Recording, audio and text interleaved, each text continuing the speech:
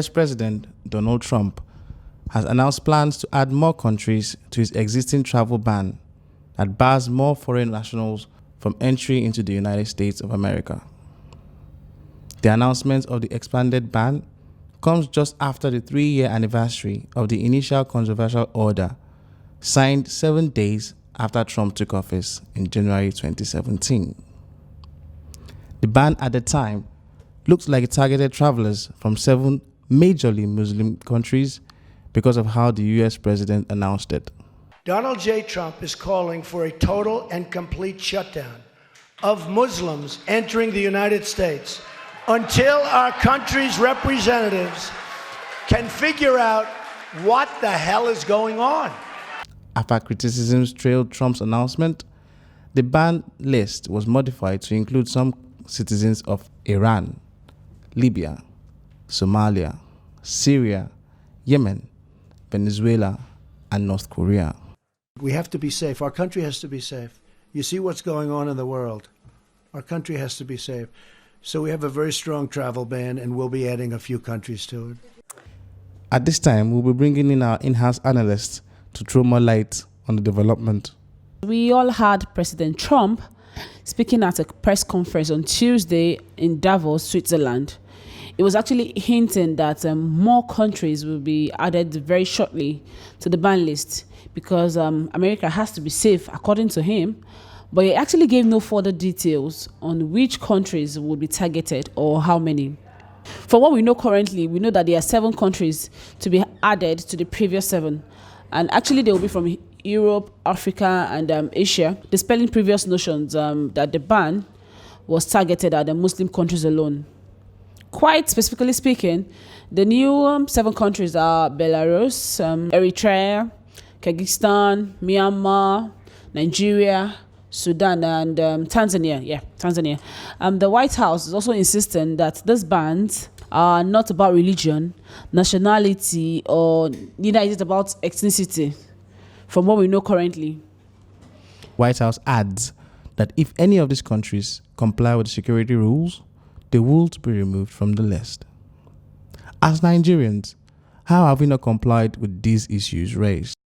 Some Nigerians recently burnt the US flag in protest after the US military killed Iranian commander Qasem Soleimani. Does that mean we are viewed as sympathetic to Iran? We have not complied with this issue. We've not really complied to the issue of biometric. I don't think we have not complied.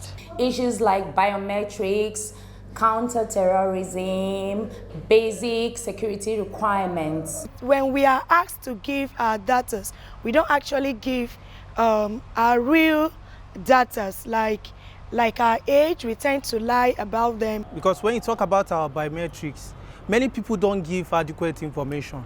Like somebody, when he wants to travel, his data will be different. Like his age, maybe he will add something. So that's one of the factors. Nigerians don't exactly put their real age in most of their, should I say, CVs or most of their data. There's professional age, and then there's the real age. You see it in football, you see it in politics, and you see it everywhere. To me, I don't really see a reason why we go there. If we are banned, let's just stay in our country and develop our own country. It's the US diplomatic right to either give a certain country visa or not. Maybe because of what we are looking for, we tend to lie about them. Yes, this is true because things like biometrics, we don't have database, and because we don't have database in Nigeria, we don't have a particular place where they collect people's name, date of birth. When you talk about the Boko Haram, we are yet to counter Boko Haram. And there's high rates of insurgency and insecurity in Nigeria. I wouldn't know why Nigeria still fall under this list, because the truth is Nigeria also has a problem of terrorism in the country presently. I think the main reason they want to include Nigeria in their own list is because of some certain terrorist acts going on in Nigeria. Some part of Muslims may be supporting Iran. Remember, we were placed on that watch list because of the alleged Boko Haram insurgents that claimed the life of so many. Concerning the Shiites, that went to burn a US flag. The fact that a group of people came up and burned down US flag has not made Nigeria to be supporting terrorism. I feel that they are not being fair.